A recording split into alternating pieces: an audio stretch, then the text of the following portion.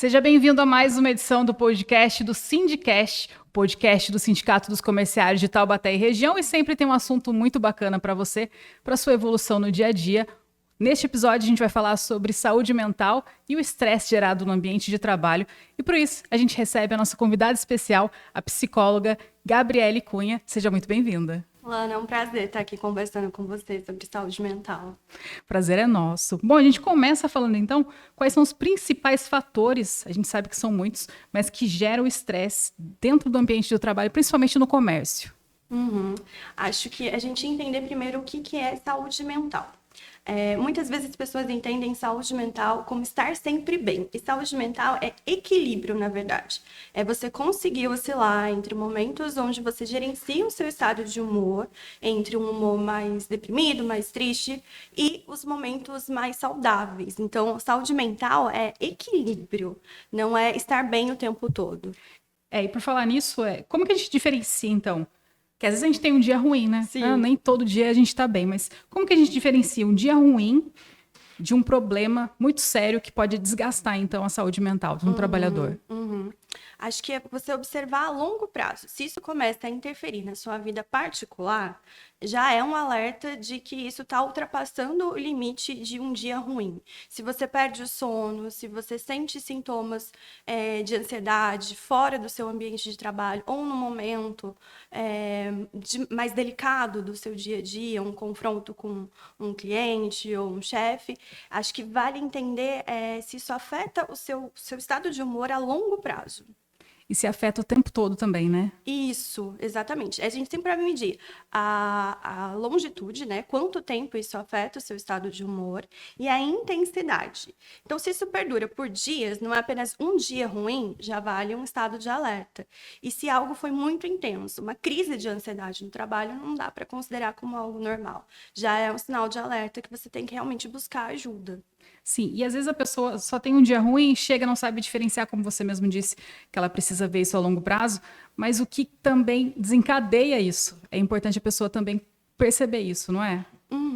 Eu falo que, assim, os transtornos mentais, eles não surgem do nada. A gente vai cultivando, assim como a gente cultiva uma plantinha, uma semente, e a gente rega todos os dias, o transtorno mental funciona da mesma forma. A gente deixa de lado o nosso bem-estar, o nosso autocuidado por muito tempo. E essa falta de gerenciamento da qualidade de vida é que vai construindo esse transtorno mental, a ansiedade, a depressão, o burnout, que está muito relacionado ao ambiente de trabalho. Conforme a intensidade, então, que vai acontecendo, os motivos de desencadear, é aí que ele percebe que ele está chegando no limite ou não precisa chegar no limite para buscar ajuda? Eu acho que não precisa chegar no limite para buscar ajuda, né? Eu falo que para a saúde mental vale a mesma regra da saúde física. Você não deixa um sintoma evoluir muito para buscar ajuda. Se você sente a sua pressão alta, você já vai ao cardiologista e busca ajuda para tratar aquilo no início. Você não deixa evoluir para um sintoma cardiológico grave. A mesma questão com a saúde mental. A gente precisa cuidar no início, logo nos primeiros sinais. Se você se percebe com dificuldade de desligar do trabalho, na sua vida pessoal, está sempre com a cabeça lá no trabalho, pensando sobre o que aconteceu no dia, que são aqueles pensamentos ruminativos.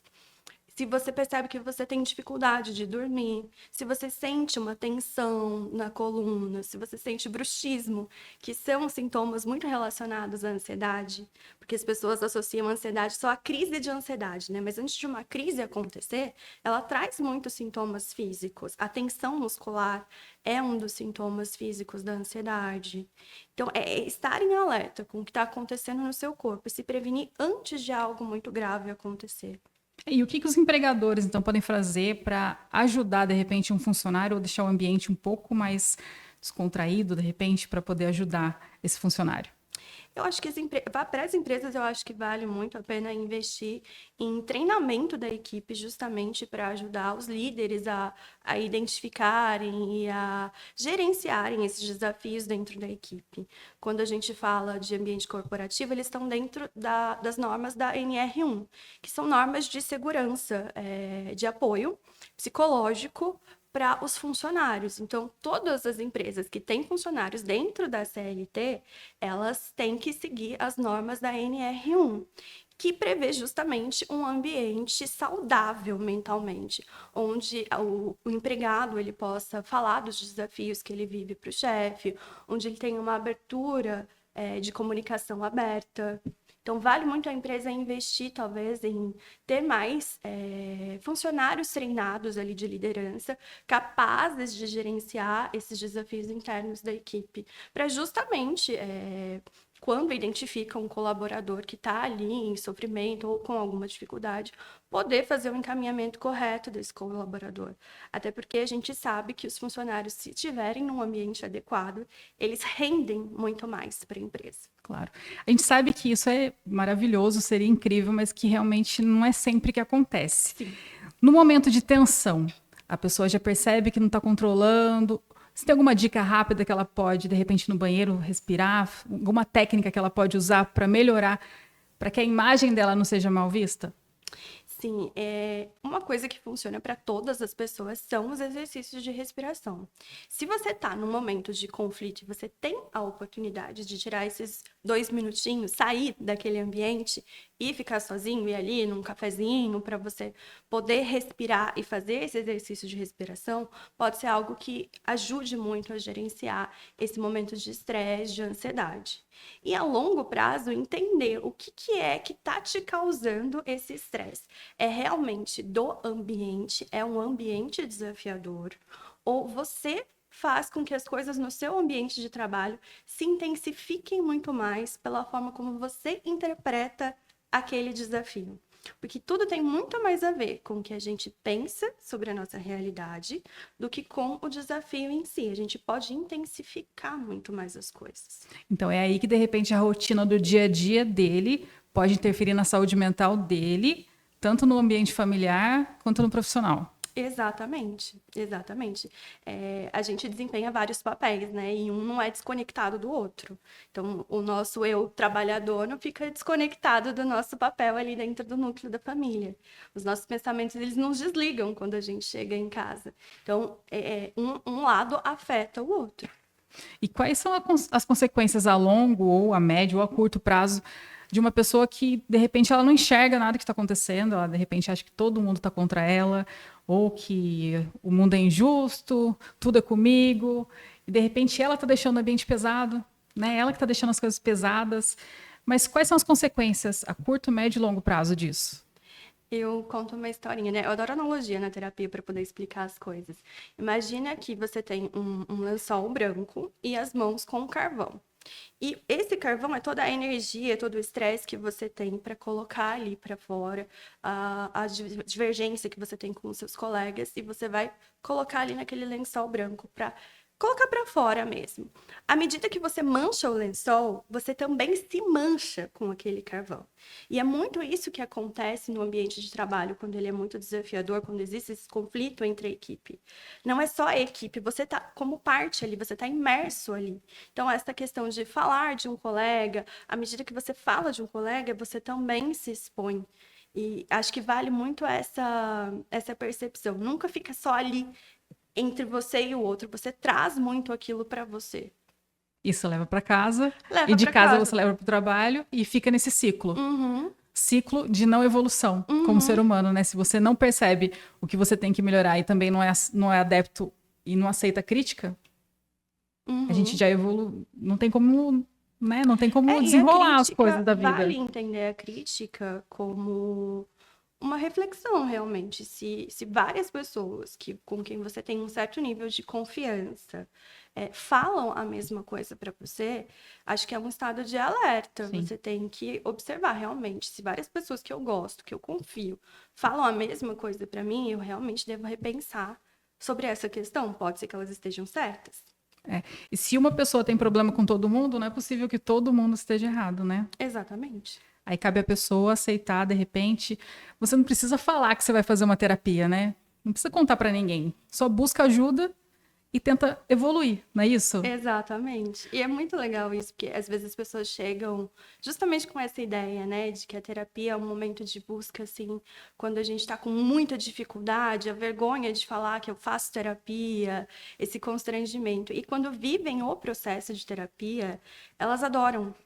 Daí quer contar para todo mundo. Exatamente. Você precisa fazer terapia, salva a sua vida. Exatamente. Bom, e de que forma que a rotina do dia a dia, que é cansativo, muitas pessoas, né, tem muitas mães que trabalham no comércio, que tem que trabalhar em casa, acorda cedo, leva filho na escola, faz lancheira, tem que deixar almoço, limpar a casa, tem que trabalhar, tem que voltar, ainda quer estudar para evoluir. De que forma ela pode organizar essa rotina pessoal dela para que isso não gere desconforto emocional para ela? Essa tripla jornada, ela é muito desafiadora, de trabalhar, ter a rotina da casa e ter a rotina dos filhos. É muito desafiador, mas tentar ter um tempo para si, nesse momento, é primordial, né? O excesso do trabalho, ele gera um burnout. E isso é um transtorno mental grave. Então, cuidar de si para cuidar do outro é a premissa básica. Eu sei que na realidade de muitas pessoas isso não é possível, mas pelo menos algo que você faça semanalmente, mensalmente, se não é possível, um tempo para você é essencial para você conseguir gerenciar. Até porque quando a gente fica doente, a gente é obrigado a parar e a gente para. E as coisas continuam funcionando. E o mundo continua, e o filho continua, e todo mundo continua na escola, todo mundo continua alimentado em casa. Tudo continua da mesma forma. De repente alguém te ajuda a levar, mas, né, precisou chegar nesse estado. Mas, de repente, se existe um combinado, uma alternativa, a pessoa precisa buscar isso para que ela tenha melhoras, né? Exatamente. E delegar, né? Delegar atividades. As mulheres, elas tendem muito a se sobrecarregar e terem dificuldade de delegar atividade. Olha, dizer para o marido, talvez hoje você que vai ter que fazer o jantar. Hoje você que vai buscar as crianças. Não posso fazer isso. Não vou organizar a casa agora. Eu vou descansar e ela vai ser organizada somente amanhã. Esse é um desafio muito grande para as mulheres. Olha, eu vou dormir quando eu acordar, eu quero aquela louça limpa. Exatamente. Ou eu vou sonhar que a louça tá limpa, né? Precisa, né, dessa ajuda. Bom, a gente sabe que saúde mental, as pessoas entendem, de repente, um conceito antigo. Transtorno mental. Eles entendem uma palavra pesada, né? Carregada. Mas, assim, ainda é um tabu no ambiente de trabalho. Como que a gente pode fazer para que isso seja, de repente, não tão mal visto? Como a pessoa pode ir lá para não ter vergonha de falar, eu tô com minha saúde mental. Saúde mental. Vai procurar uma louça para lavar. As pessoas, infelizmente, pensam assim. Sim, eu uso muito a palavra saúde emocional, às vezes, ao invés de saúde mental. Justamente para não usar essa conotação, às vezes, que as pessoas carregam muito pesada. As pessoas ainda têm a ideia mais antiga de que transtorno mental é algo muito disruptivo da vida da pessoa. É realmente algo com que ela não vai conseguir lidar, vai ter que parar a vida. E a gente fala do Brasil hoje em dia, 80% da população tem ansiedade. E as pessoas conseguem organizar a sua vida.